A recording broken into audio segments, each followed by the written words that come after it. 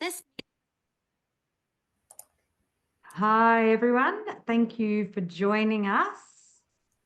Hi, We everyone. will get started. For those that have been on these before, my name's Kate Criven from Wine Victoria. We're on our final and, as Christy said, the best of our 10-part series of social media and e-commerce in China. Today, we have an extra guest. We have Richard from Rex Services, who will be sharing his insights. And as usual, I'll hand over to Christy from Brand Catalyzer, who have done an amazing job of pulling these together. I'll just remind you that they are being recorded and we are loading them all up on a YouTube private channel. So we'll share that link with you so you can watch it if you've missed out on any of the sessions. Over to you, Christy. Thank you so much, Kate. And hi, everyone. Welcome to the last series of the Workshop 10. We've got very lucky today have actual guest, Richard from Rex Service. And I'm just going to share my screen. Hope you can see it. It's coming up, should be... Let me know if you can see my screen now. It's just come up now. Okay, great. So last and also the best workshops. Today we're going to talk about a lot of the important tactics and also the how to set up your e-commerce store. And also we have a very exciting program that coming next year that led by Richard and is going to give a kind of like a really good opportunities for the wineries there who wants to tap into the e-commerce but hasn't really got much resource or the capability to do it. So this is one of the session that we're going to have touch base of what's the program that Richard's going to do next year. But initially, I think just a quick intro of Richard, if you haven't met him or spoke with him. He has amazing 30 years experience of the supply chain management and also distributions. He has worked with many Victoria business and the wineries in the past that to facilitate all the distribution to China and also Southeast Asia market as well. Today we're just going to pick his brain on the experience that he has in China and also distribution, including the supply chain, which is very important element of all the exporting work. So hopefully can take away something that for your business to make the decision for the upcoming year and also the long-term growth. And the first part, I just want to quickly set the frame and also the structure of what we've touched base in the past 9 workshops. It's really talking about the online and offline business for the wineries and what's the pros and cons, etc. So for the e-commerce, I think it's the topic that most of the wineries has discussed over the last year or two, given the COVID has put a pressure on a lot of business that to shift towards the online. So the e-commerce or the online business for wineries is also very important, and it's getting more and more crucial for you to actually take some actions to change your business or maybe to adding additional channels. So this is just like a quick fun fact of what's the market size now in the e-commerce for the China market, and year on year it's growing significantly. So up to this year, we are running across about 1,469 billions, and also you can see the forecast up to 2029. It's really attracting of the whole market size. And also on the right side, that the major e-commerce platforms, I think in China, we've talked about all of those channels in the past. The workshops are very in-depth if you want to go back to have a look. But those are the major e-commerce channels in China that the business are leveraging. Like Tmall, JD are the major one, and also coming up with the Pinduoduo, Douyin, and Kuaishou, which is the second tier or kind of like a different client profiles. But of course, there's a lot of the other small to medium size of the e-commerce platform that you can actually work with. But in all, like the wine sales trend, online, offline, some key factors in the selection when you deciding your distributions or your strategies for the China. So for the online, we've seen the wine sales growing more than 20% every year, which is really high compared to all the other offline channels or any other channels that you probably can think of. So it means that the consumers are kind of like a shift, like the behavior. I think it's also taking the advantage of all the e-commerce facilities in China. It's just the most convenient way of shopping in China now, regardless which product it is. So this is just like a really strong channels that among all the people, not only the young, but also all the household is relying on the e-commerce business to do all their household shopping. And of course, offline doesn't mean that they are not important, especially for the wineries that now those are three big scenarios or the areas that people are enjoying the wine, like from the restaurant, from the bar, and wine stores, of course. And I believe most of the wineries that you are working with a distributor who are supplying to those business like in the offline. So this is like a overview of the online and offline structures that probably your business could look into to have those online and offline structures and framework of your export market. And we talked about those online, offline. I think the biggest challenge is how to control your pricing and how to manage the price, not making your distributor for the offline not happy. But so this is a lot of the tactics that I'm going to pick up Richard's brand later on. So if you are in the similar situation that don't know how to solve the issue, that you want to go on the online, but your offline distributor is not happy, so stay with us, and we're going to have a very in-depth conversation with Rachel later on. And those are the online channels that I just want to lay out to you and give you a full picture of what's the difference between all of them.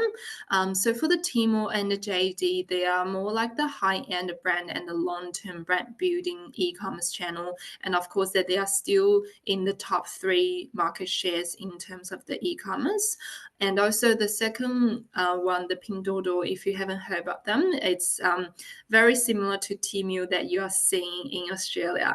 And they have a lot of the programs once you open the app, and every day there's promotion activations there that to give the incentive for consumers to keep shopping and to keep purchasing anything cheaper than what probably you're seeing from all the other channels. So it's very price-driven channels. And then another JD overseas and JD Global and the Tmall Global, those are the cross-border platforms. In the workshop 3, we talked about the difference between the general trade and the cross-border platform. So if you're interested to go on deeper, you can always go back to the workshop 3. And then last but not least, I think this is very specific for China market at the moment. It's like a social e-commerce.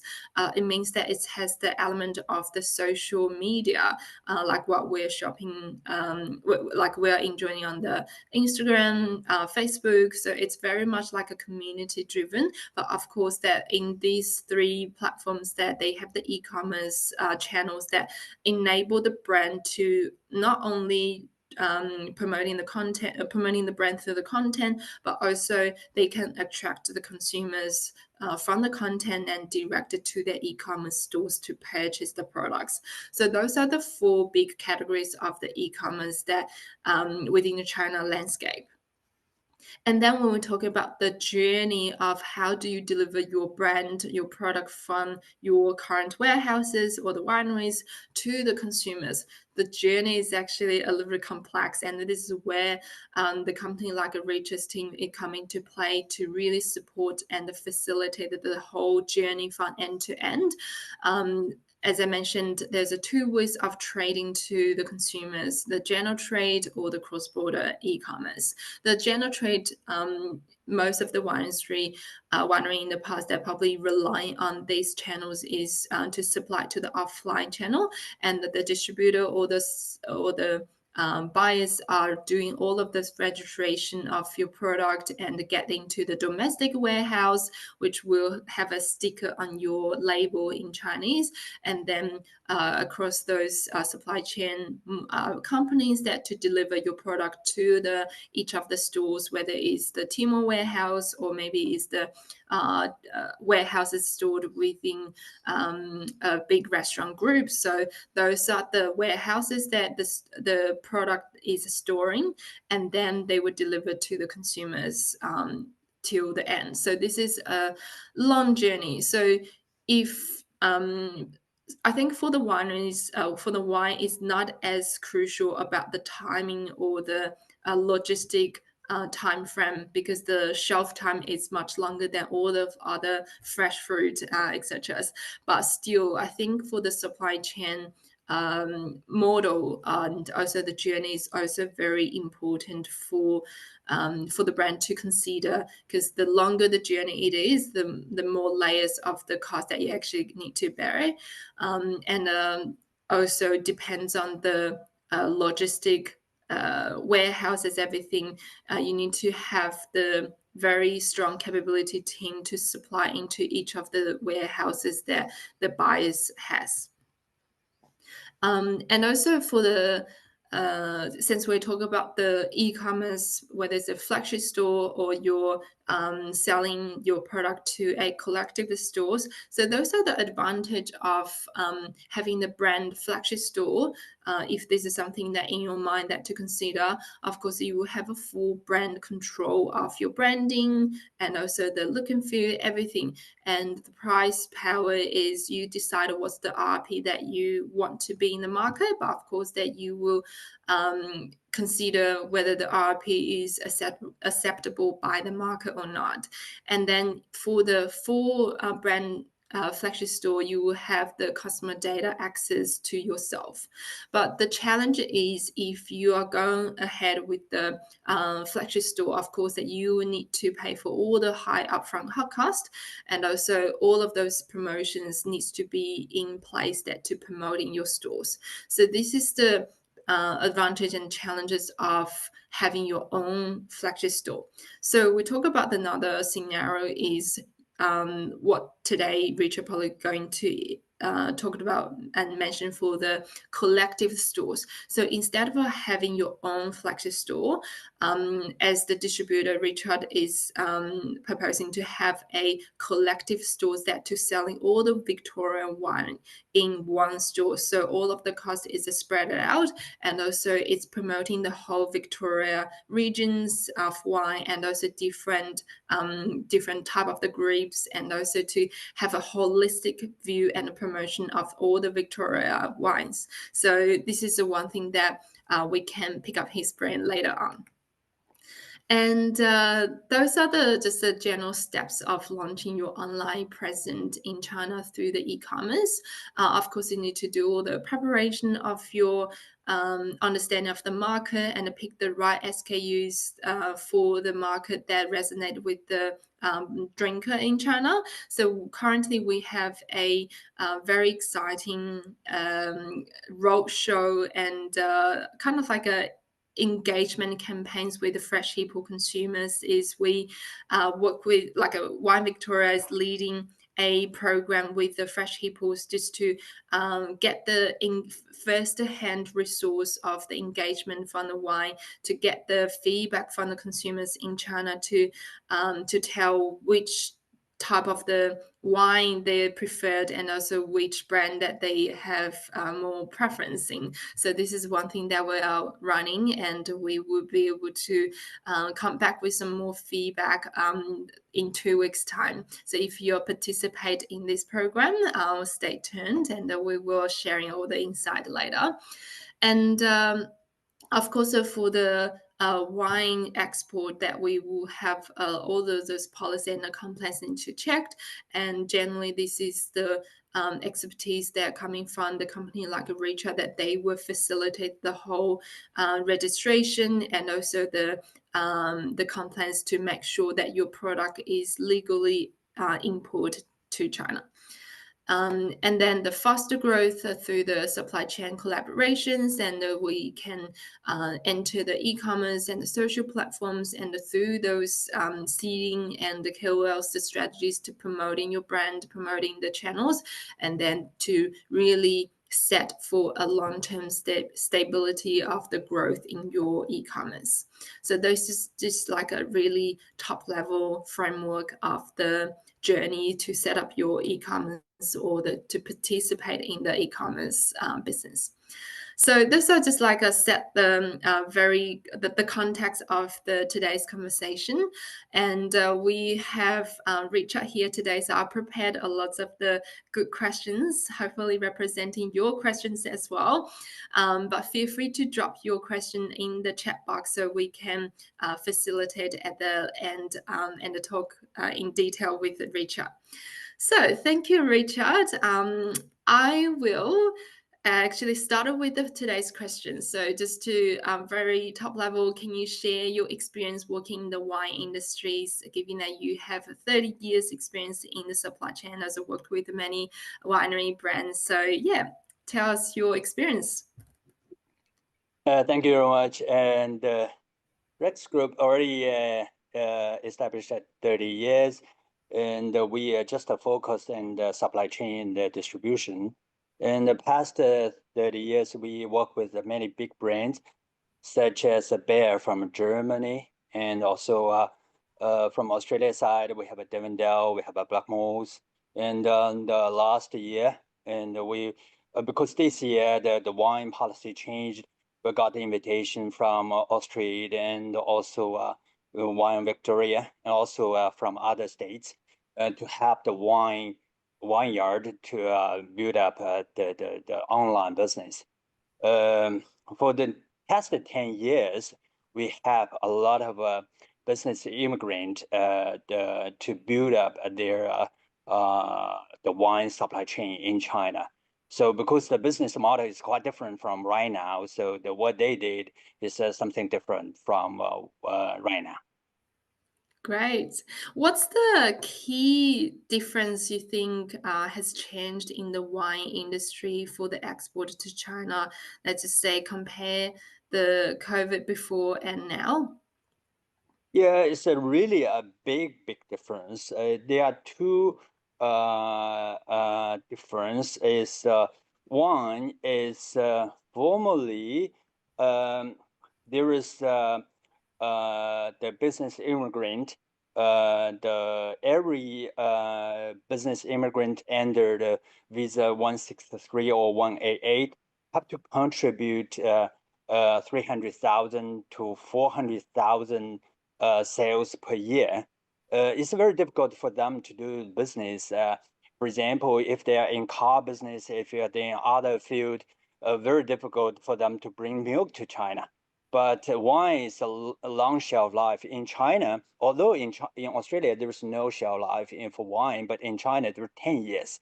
So still a long time for them to sell. So majority of them they build up their wine business. They buy wine, the existing label, or they build up their own the label. So that's the reason. According to the data from 2021.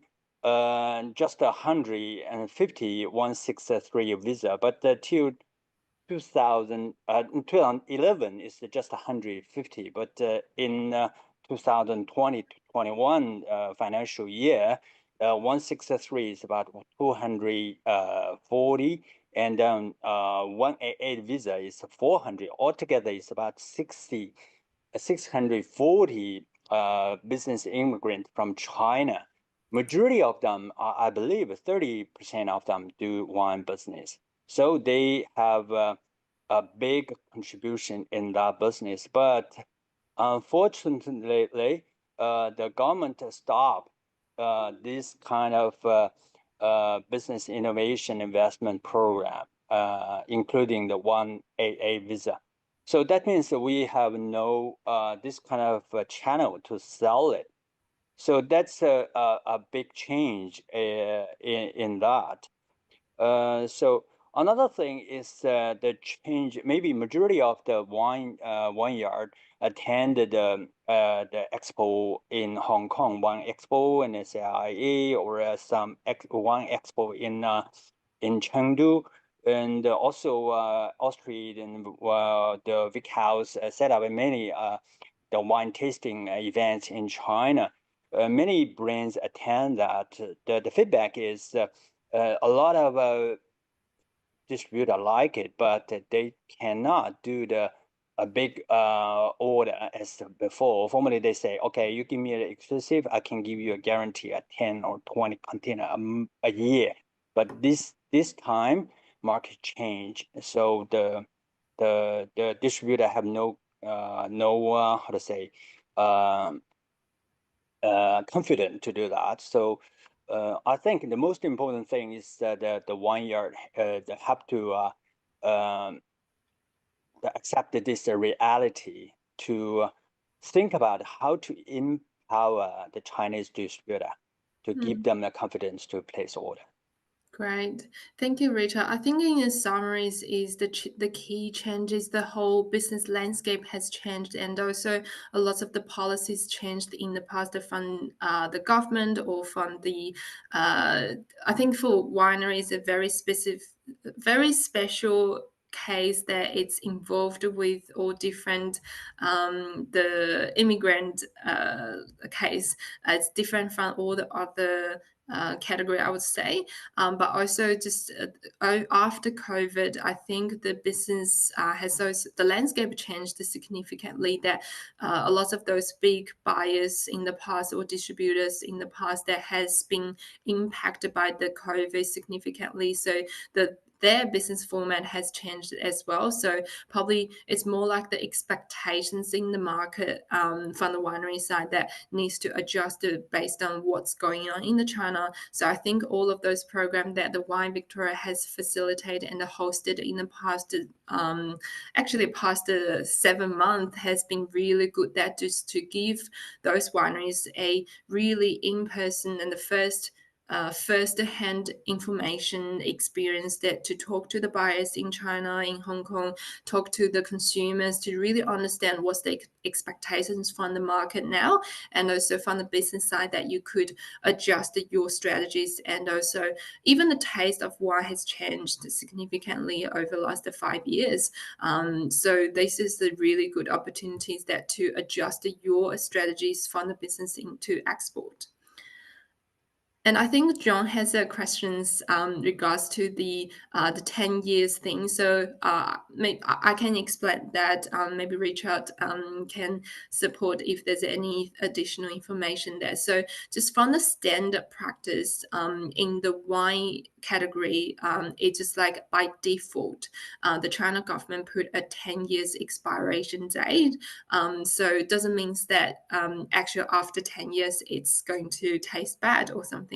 So it's just like every category, the Chinese government has indicated standard expiration date. So for example, cosmetic, if the product doesn't have the expiry date, it will also just by default, it's 3 years time. But for wine, they put on 10 years time. So this is like the standard default policies in China. Yeah, hope that answers your question. And we're back to the question. So, Rita, what do you think are the key elements for a wine brand to succeed in China in 2025? Which is a big question, but what's your key factors or the elements that you think a winery should have? I think the business return, the model is similar to Australia. So each vineyard have their unique the taste. Each vineyard have unique product. They have unique brand story. Formally, we do not focus on that. We have to select or unique things to present to the distributor, and then let the distributor present to the final consumer. And 10 years ago, not many wine come to China, so they have no idea. They just compare the difference for between the domestic wine and import wine. Right now, they already enjoy a lot of wine from New World or the France, and they have a lot of experience in that. So what is unique from our region? So what is unique from our taste? So for example, Jones, the vineyard, they have a lagoon view, something like that. This is a very good story. So how to tell it, how to let the consumer understand that, that's very important. Second thing is quality. I believe, or majority of the wine in Victoria vineyard is very good. We're not $1, $2 product. We are middle or high end. So that is the most important. We have to keep the quality at the same level. And the third one is the price position. And formally, when immigrants bring the product come to China, how to position it? And they may position it instead $200 or $300. How did they sell it? You may understand that. For example, one of my clients, they are car parts shop. So when somebody buy car part shop, the car spare parts in their shop, and then they will give them a free gift because they, for example, you buy a $300 product, they give you a $300 wine, just a bottle of a wine, because nobody know the value. They build the new level, so they make a website, and then they said it's a $300. So that is not correct. This way is okay for their business, but not the way for the brand. How to present a position our wine in China. For example, in Australia, we sell about $30. We intend to do the way 10 years ago, the business immigrant, they declare $300 is not good. So because the consumer already they're well educated by other area wine, they know it's worth the $30, not the $300. So if in that case, maybe you can sell $40 or $45, no problem, because the import wine have to pay duty, have to have all kind of logistic fee. They can understand that. But if you say it's 10 times, it's very hard. So that's a price position, and also the product position. You position in the second tier city, or you position in the first tier city. You position as a gift or position to the table wine. So that's a very big difference for the marketing strategy. So that's a very so we want to work with some wines who know they already understand what they are, who they are, what they want to sell to China. So that's the thing. The fourth thing, very important, is that they have a, how to say, willingness to do that. Majority of the vineyard, they say, okay, hey, Richard, I just want to give you a very cheap price. Can you place a order to me? So if I already contact with 100 vineyard, so 99% of them, they give me the same reply. So if you want to work in China, you have to have a strategy. No need to hire a Chinese person, no need to build up a team, no need to invest a serious money, but you have to personally have an idea how to, we can give you a free advice. You can understand that, and then you can work with us closely so we can help you to do something. So I think that's four important things. That's really good summary, good insight. Thanks, Richard. I think it's also aligned with my experience that previously took the wine educator come to Victoria, just tried very different wine from different regions, and the key insight coming from them is they've even including me, that before this trip that I have a limited knowledge about the regions from Victoria. Like in different regions has such a unique taste of wine, and also the uniqueness of the wineries that they're offering. So this is the amazing stories that we need to let the consumers to actually know. We provide such a high quality of the wine that coming from different regions, and the flavors is absolutely very diverse, and can cater different taste from the consumer side. And the second one is the quality of the wine in Victoria. It is really, according to them, is the value for money, because comparing to a lot of the France wine or the Italy wine, that they trying to be in the premium market, but in the last 10 years, there haven't really been any innovations or anything. So just still stay in the high price, but the quality hasn't been improved at all. So we give the Victorian winery a lot of advantage that to be in that space, and also to really promoting the uniqueness of your wine, and also bringing the story out, to really showcase the diverse of the grapes that we have, and the different climate has cultivated into different tastes of those wine. I think this is the very strong uniqueness or USP that I experienced, and from knowing from different regions from Victoria. Amazing. Thank you, Richard. And then I just wanted to ask, as a wine distributor, what criteria do you consider when deciding which wines to take as a stock or to work with and to sell in China? As I mentioned before, so most important thing is the unique. I think that's the very important thing. And if how to say, if they position well, and the begin they have to have a marketing a plan. There's no need of so complicated as milk product, baby formula. They have a so complicated marketing plan. So for wine, it's a little bit simple, but you have to think about what's the price, what's the promotion plan, how to do that. Or some vineyard have a small budget, maybe just a few $1,000. No worry about that. How much you can spend that, even plan that.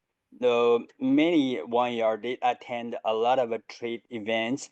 They receive up 200 hearts, but actually they have no person to follow up the 200 person. Who is the consumer? Who is the bar? Who is the distributor? Maybe after they return, they just leave the cards in the table in the desk. So I think if there is a plan, we can work with the vineyard closely. I think the BC can support a little bit, maybe can be a volunteer, give some suggestion freely. And then at our side, we will give some suggestion in sales channel, what they sales channel needed. So both sides can help you to use that money, not just as they spend money and then got a little result. I think most important thing is the marketing preparation. That's really good. I think also from Wine Victoria that they have a lot of amazing programs that just to help the wineries to be to participate with a lot of the programs that to actually engaging with the consumers. But at the end of the day, as the wineries, that you need to have a proper strategy in place that to know where do you want to go, and also how do you go from A to B. And of course that we're always here that to support you, and also to guide you through navigating to the market. In the first workshop 4 and 5, we had really in-depth talk about the marketing strategies, and we had a handful of the case studies from different wineries that to showcase the different way of promoting the brand. But I think from the experience of our side, that we've seen that the successful brand that are always telling a good story, and also always promoting the key USPs of all the wine labels that they have a very strong claiming in the market, and also very strong positionings that they want to be in the market, whether it's in the absolutely premium, or you are talking about the diverse of the taste, or if you talk about the process of your winemaking journey. So everything needs to be like a focused, and also to craft it into a very strong story for your brand. Great. And also, Richard, can you tell us more about the collective wine stores that you are proposing for the next year that we talked about previously? Yeah, it's after I talking with the many the vineyard, and I think a majority of the problem of the vineyard is they like online business, but they have less budget in open a flagship store. So the South Australia already the open flagship store for their local vineyard. I think the Wine Victoria very good. Would like to sponsor a regional one the flagship store in Timor. That's very good, and then can save a huge cost of each vineyard. So I got a lot of information from Wine Victoria. So we have a very good region, the South Sierra, Mornington, or the Geelong area, even the west, north area. So we have a many good region, and then each region have their unique wine. So how can we present this unique wine to the local Chinese? Because the young generation in China, they do not want to just follow the old generation. Everybody like it. I don't like it. I want my unique thing. So how can we attract them? So if we just attract a small niche market, so we can still have a good business. So just like the business in Australia, so we are each one year is very unique. They have their own consumer, royal consumer. They buy it every year, and so they can have a very healthy business. So I think the same situation we can do that. The flagship store every year select 10 or 12 one-yard product. Each one-yard present their outstanding 3 SKUs, and then we can present 30 to 36 SKUs in the 1 yard in the flagship store, and present to the Chinese audience. At the same time, One Victoria give some marketing fee if the 1 yard themselves can have some budget, a small budget, and then work with Wine Victoria, and then to invite some KOL from Redbook or TikTok to showcase, let them taste it, let them write a review, let them take a short video, and then present that, and then we can track the young generation to taste it, to try it, and then after 6 months we can see the data. Most important thing is online business is different from offline. Offline, they sell it, they do not know who buy it. But online business, we know who bought it, what age, and which city it is. They are male or female.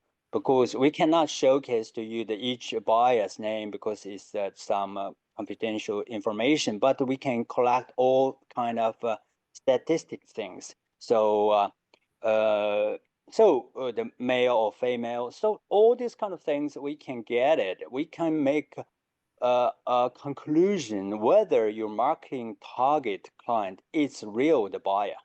If not, we can adjust a little bit. If it is, we can strengthen the marketing plan to go ahead.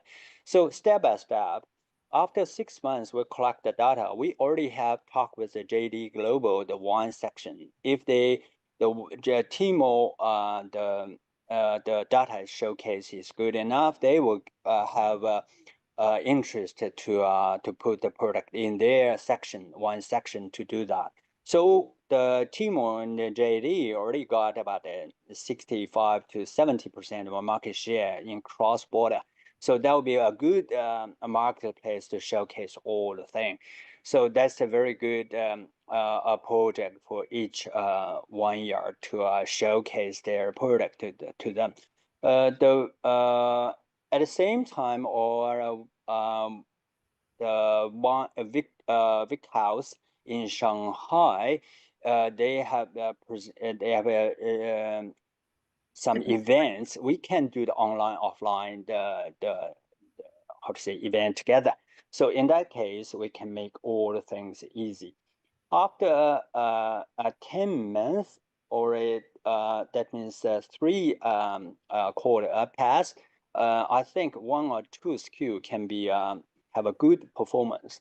In that case, if the performance is very good, so some buyer from JD or Tmall, they will like to place a bulk order. So that's a thing. So that's a very good journey to go. After 1 year finish, the Wine Victoria maybe the sponsor the finish, but if this project is healthy enough, so Rex still would like to be the volunteer to run this non-profit the project for Wine Victoria. So in that case, we every year we introduce 10 vineyard to China. So after 3 years, I think we have a 30 vineyard come to China. I mean, so I don't want to introduce the wine just to have a new level and then just a new things. What we want to do is to bring some unique things from Victoria to China. So that would be a very good thing. So for each the vineyard to taste the online business. Great, thank you, Rita. I think just in summary for this collective store, as I mentioned, it's different from having your own flagship store where you need to do a lot of investment in setting up the flagship store. But as the collective store, it's just really promoting the whole Victorian wines and have handpicked the good wines that we think would resonate with the China market initially from different regions. And to start with the 10 brands, as Richard mentioned, and testing the market, and also to collective the consumers demographic information, everything, and to feed back to the business to adjust the strategy, and also for the team that to also adjust the targeted market and finding the finding the suitable consumers for them. And throughout the whole years programs that different online and offline engagement activities, it can also drive the online to offline sales or the offline to online sales. So this is the mechanism that this collective store is going to product later on. And just to double check with this one, Christy and Richard, you're proposing that the stock be held with the wineries almost on consignment as such, and then you would collate the orders and then dispatch yourself, I imagine, Richard. Thank you for your reminder. I would like to suggest is that vineyard will consign the shipment there to us because the government already sponsor for the marketing fee. We are sponsor for the manpower, so we are volunteers. So I think the vineyard themselves just consign their wine to us. Perfect. Thank you. Great.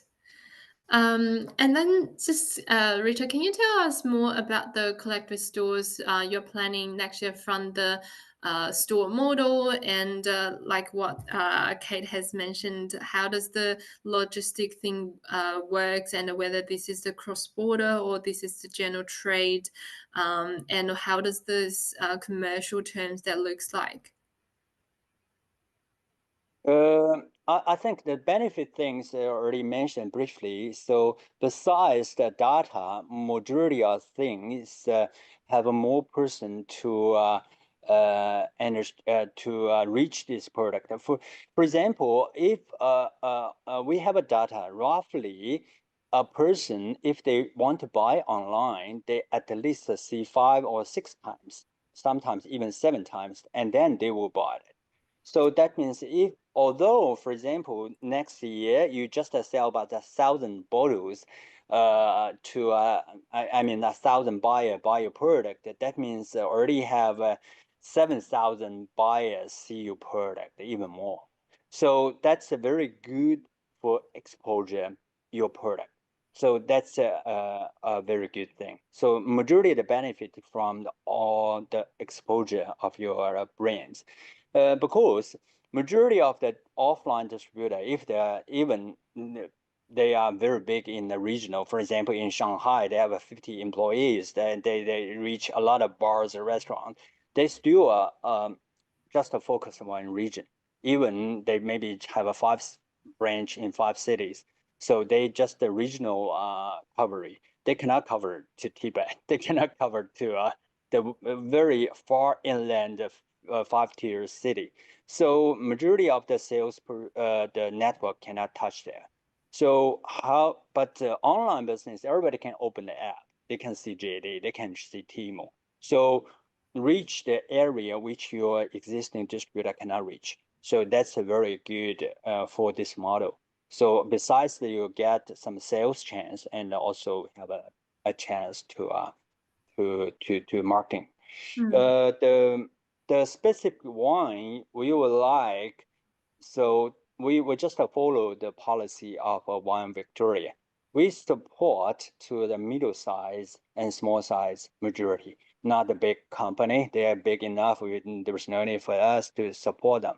But at the same time, we do not want to support some 1 year. They are very big. They are middle sized. They're suitable for us. But they said, okay, I created a new wine for you. So I let the Wine Victoria to sponsor that. I think not fair. So the better is you already well known in the local market. So we help you bring this kind of a unique wine to China. So that's the majority thing. Still, some new business, small business, Wine Victoria would like support. That's another scenario. So we balance all the category, the 1 yard, and let everybody have a chance to do that. So the marketplace, as I mentioned, majority in Tmall, and the flagship is in Tmall. We coordinate with the JD to do that. And then the marketing side, we will go to Redbook and TikTok. That means in China, we call Douyin. So the full area is our main area to do the thing. So the commercial model is like this, and Wine Victoria will sponsor for this flagship store, open the store, everything, and Wine Victoria cannot be how to say the active the store owner. So Rec Service will be the store owner. And then Rec Service will make no profit. We just charge a little bit the labor fee to our employee to running the store, and all the profit will go to the next year to running the store, because next year Wine Victoria will not give the sponsor. So every year we have remains a little bit profit, and then for the next year. So this can be a healthy ongoing a product. So the 1 yard will consign the shipment to us. We will take care of the transportation. You just send to the cargo to our warehouse in Roville, and then we will consolidate all the 10 1 yard product and send to China into our Bonnie warehouse. So after the product sales, every month we give you a report. So if you have a 3 SKU, for example, each SKU you consign about 200 bottles, we will let you know how much you sell it, and then we will remit back the cost of the wine cost to you, and so that will make everything clear. So if luckily there's just 1 or 2 months to finish, the stock almost run out, you can give more stock in our warehouse. That'll be very easy. If unfortunately your product is not meet the local requirement, so after 6 months or 12 months, you say I want to quit this product. Quit this project, and you have two choice. One a choice is say, okay, I would like you to give you a discount. You just clear the stock there. Another one is your local distributor, they want to transfer it into general trade, and then we'll from the cross-border e-commerce the is in Bonny area, so we will declare it and pay duty, pay no duty, no pay tax, and then you offline distributor will take that. So another choice is you can return this consignment to Australia. So that's your how to say the thing. So after 12 months, even you still want to ongoing in our shop, so we're happy to accept you there, but we cannot do that much marketing thing for you because every year we have to have more efforts in the new attendee. So we will keep selling your product, and then if you got enough data and generate a bulk shipment, for example, as I mentioned last question, for example, JD or a Tmall, they buyer say, okay, or the data is good enough, I would like to place a bulk order for 1,000 bottles. So in that case, Rex will buy in with you, not just the consignment. That's a different story. So that means that your product already succeed in e-commerce area. Great, that's really good outline of all this program. And then I think this is a common questions there from my conversation with many brands that the wineries are facing or challenges to shift from traditional distribution models to e-commerce because their current distributors are resistant to this move from the pricing transparent, which is a really tricky part. How would you advise those brands to navigate this situation? 100% the offline distributor don't like it. So that's the you have to how to say find how to say a smooth way. You have to have a gradual transformation strategy. That's a very important thing. So you cannot say, oh, nobody say to your existing distributor, I don't like you. I want to even I want to go online. I stop you 20 container bulk order. Nobody did that. I think the most important thing is you have to think about how, because nobody can stop the online business increase. If you do not go there, other vineyard will do that. They will take your market share. So the offline businesses shrink in China.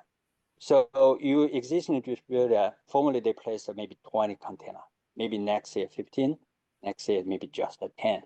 So you have to think about future. So give them a chance to go what they are doing. So the better way is you said to them, majority, I think 80% or even 90% of them, they have no ability to do online business. Online business, offline business, a different strategy, different employee. Some person, maybe some distributor say, I have an online business, I have an online shop. They just have 2 or 3% there. So that is not a real online business. Online business have to have at least a full team. So that means one team for B2B to the buyer of a JD Tmall. One team is going to TikTok, Redbook for marketing, and also they have their own shop. We call it the Christy mentioned that social style, the e-commerce. That means open a store there, working with the marketing company, how to do that.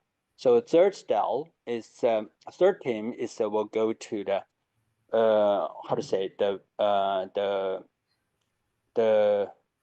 to say they call it a pick and pack service.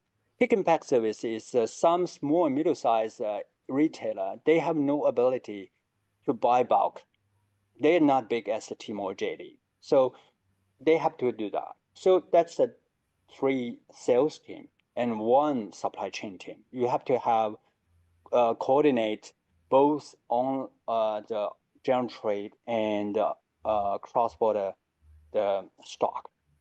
So because online business is different from offline. Offline very stable. So online business suddenly a big order. For example, they have a promotion, they need 1,000 bottles. So how to maintain that? So if you cannot run you give the supply the stock there, the traffic pass away just within 1 day. So if you cannot get that, you lost that. They will not happen again. So those kind of things, you have another third team is for special for supply chain for the e-commerce. So besides this, there was some backside marketing team. I mean, not marketing as in BC. So we have a marketing side. We have to change the picture, change because every week, normally the online business they have small promotion. You have to change the picture. So those kind of things, we have our own in-house designer do that. So that means you have to have a 30 to 50 employee in-house to do that kind of online business. No, not offline business distributor will have this kind of a team to do that. So you'd better find a suitable online distributor to run your online business. So you take over the online business from your existing distributor. You say to them, okay, your offline business is perfect. You can let them see, show you the data, how much they sell to online, how much they sell to offline. For example, 95% they sell offline, 5% sell online. You said to them, okay, I don't care about 5%, you give it back to me. I will take care by myself. I found another distributor run for me. So that's the most important thing first side, to take over the online right. Second thing is majority of the offline distributor just complain about the price. So because some offline distributor, they do a very tricky way. So they said to the consumer, this product is worth $300. And then they sell to the second tier, the dealers, maybe $100. So they import from you, maybe just $10.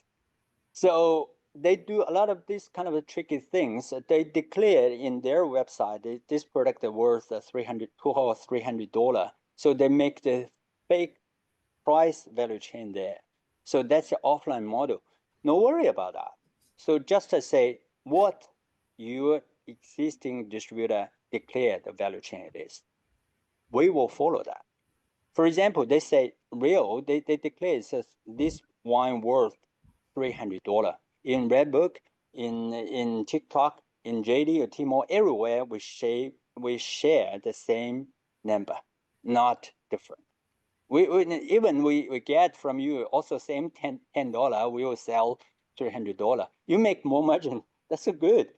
So we do not keep this margin in our pocket. We use this margin to buy traffic. So that's a very good thing, not bad thing. So we do not want to make a discount for this kind of things. We will support you to do that.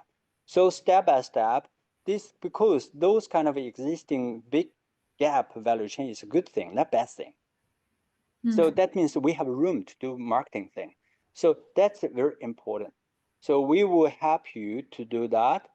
So in that case, we will work with the BC. BC will do some marketing things, and we will do some internal marketing things, and I mean in channel. So we have room to do that. In that case, step by step, we will control the value chain smoothly. Another one is the offline. For example, a certain product, for example, they sell very good. We will build about another a value pack in the online. For example, they normally sell about 750 ml bottle. So online, we can sell about 1 liter. So that is a different story.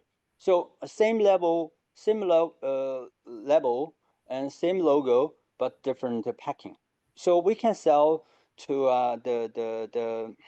for example, last year we do a very big promotion with the Blackmore fish oil. We do a value pack for Sam's Club. Every month we sell about 20,000 bottles. So because the value pack is not compete with any existing distributor. So that's a different story. So we can think about the price and product. So make step by step the change, you can have a good result. Great. That's a really thorough explanation of how to avoid these challenges. I think hope that answers a lot of wineries' questions. And then I think coming to the last one, like what's the best way for wineries to maintain and control over market pricing? I think you probably already touched base of just keep consistent of the RP and also just manage the online and offline channel distributors to make sure all of this promotion price are still within the suggested RP or the price guide. I think that is really important. Do you have anything to add this, Richard? Yeah, so in our team, every day we have a 3 or 4 times audit for all channels for the price. So we record on that. If some channel or break the law, we remind our retailer and to return this product price into normal price within 2 hours. Sometimes some big companies such as Tmall, they have a many layer report, maybe take about 4 hours. Still, we want them to return to that. But some the product is not under our control. For example, existing distributor, they break the price, we will report to the brand holder, let them to control that. I think that's a day-to-day business. So not just the monthly or a yearly plan. Yeah. Great. I think this is also important that when the wineries we work with the distributor, that capability also including the manpower, that whether they have the resource to actually do this practice on daily basis. If not, it's going to be hard to control the price because currently there isn't any AI tool or anything that to save this resource or the power to monitor this pricing. Hopefully there will be some tools that coming up later on. And finally, I think just to give away some tips for the wineries to take away. So what advice would you give Victorian wineries to help them prepare for a successful e-commerce strategy in China? Again, I think might be a big topic, but what's the one thing if you want to give away to the wineries to take away, what would that be? Yeah, I think we already talked a lot. Just a summary of that. So first thing is we have to the brand have to develop a clear localization strategy for China market. The second, you have to think about how to increase your brand exposure in China. So use your unique brand story or a unique product, the taste or something like. So third thing is how to think about the long-term thing to integrate your online and offline business. So the final thing is you have to optimize the supply chain to meet the requirement for the new online business. Great. That's amazing. Thank you so much, Richard, for sharing your experience and all this learning with us. I hope everyone has found it very useful. And also, it's coming to the end of the workshops. If you have any further questions to Richard, I think we can just send in the email to Kate, Wine Victoria, and we can get that addressed. But overall, I think thanks for everyone who joined us for the past 10 workshops to understand from the different layers of the doing business in China. Hopefully there's some information and takeaways that you can take away for your business strategy for next year. Yeah, I think thank you everyone and also thank you Richard for participating with us today and sharing. And I'll hand over this to Kate. Thank you, Christy, and thank you, Richard. Thank you so much for taking us through today. Well, all 10 weeks to Christy and for today, Richard. And thanks for covering off that flagship store option. This is something that we have been liaising with Richard about and looking at considering for 2025. So if that is of interest to you, I would love to hear from you. So drop me an email and myself and Scott will be liaising with Richard on that. towards the end of this year, probably early next year now that we're about to hit December. So thank you everyone for joining. These will all go up on YouTube, and I think the first few are up now, and then Halani will upload the last sort of 6 or 7 presentations and recordings for you to watch at your leisure, because they've been filled with fantastic information. So thanks to the Brand Catalyzer team. Thanks for joining, and enjoy the rest of your Friday.